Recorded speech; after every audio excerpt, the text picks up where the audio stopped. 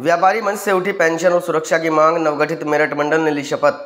व्यापारियों के मंच से एक ओर जहां पेंशन और सुरक्षा की मांग गूंज उठी, वहीं दूसरी ओर उत्तर प्रदेश उद्योग और व्यापारी एकता विकास मंडल की नवगठित मेरठ मंडल कार्यकारिणी ने शपथ लेकर व्यापारी हितों की रक्षा का संकल्प दोहराया।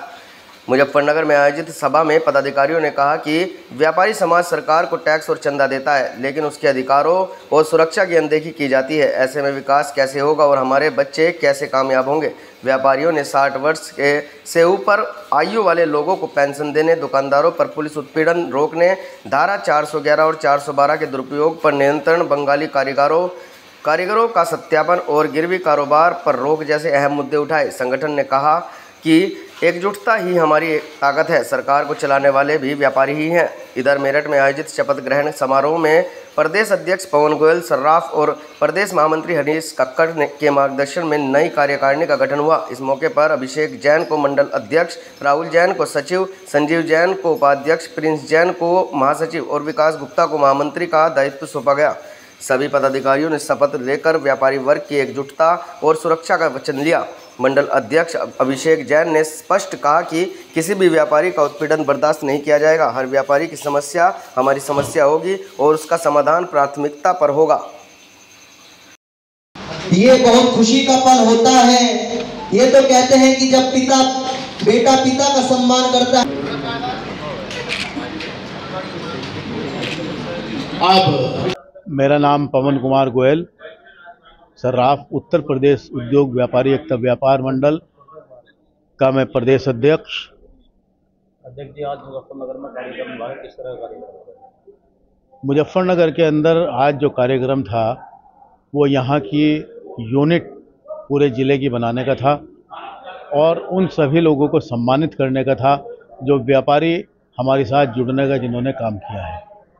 देखिए, आज मुजफ्फरनगर के मंच से आपने सरकार से कुछ मांगे रखी हैं, किस प्रकार की मांगे रखी हैं? सरकार से जो हमने आज मंच के माध्यम से अपनी बात रखी है और मांगे रखी हैं वो हमारे व्यापारियों के हित की बातें हैं।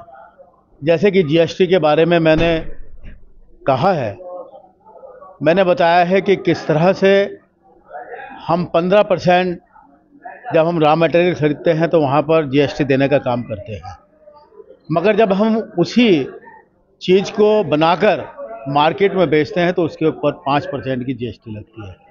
तो उसके अंदर जो 13% का गैप रहा है, हमने कहा है कि सरकार इस तरफ भी ध्यान दे कि जो 13% का गैप मेरे व्यापारी को आने का काम हो रहा है उसे कैसे 13% के गैप को जो है दूर करा जा सके।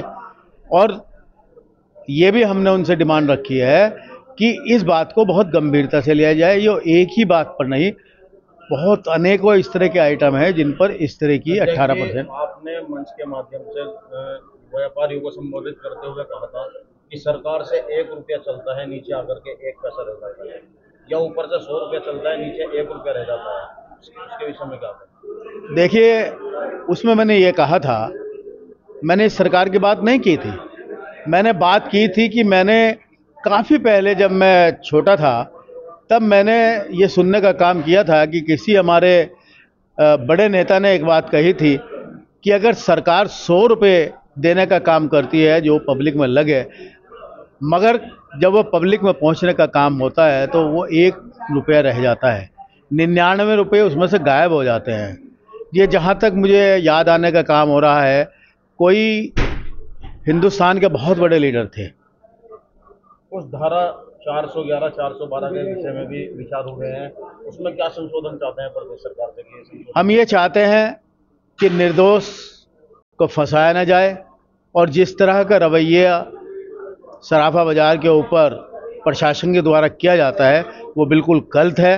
क्योंकि मेरा व्यापारी, सराफा बाज़ार का व्यापारी, वो पैसे देकर सामान को खरीदने का काम करता है और जो ग्राहक आ रहा है उसके चेहरे पर ये लिखा हुआ नहीं है कि वो चोरी का लेकर आया है। संगठन मजबूत होगा, आपके हाथ मजबूत होंगे, किस तरीके से आप व्यापारियों के हित में कार्य करेंगे?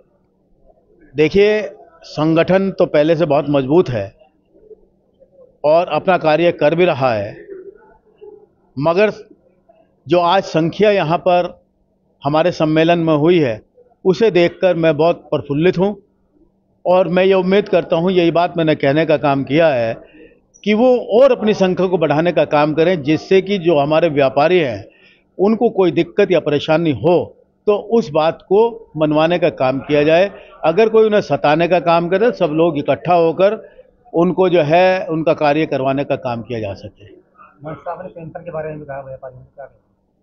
मैंने सरकार से ये डिमांड की है और ये उचित भी है।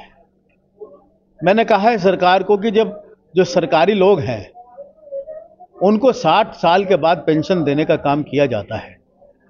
मैंने सरकार को कहा कि मेरा व्यापारी सरकार को टैक्स के रूप में बहुत कुछ देने का काम करता है, और मैंने उन्हें यह भी कहा कि जिस तरह से मेरा व्यापारी टैक्स देने का काम करता है, तो मैं चाहता हूं, मेरा व्यापार मंडल चाहता है कि 60 साल के बाद मेरे व्यापारियों को भी उसी तरह का पेंशन देने का काम किया जा सके, जिससे कि वो बुढ़ापे में अपनी जीविका चला सके।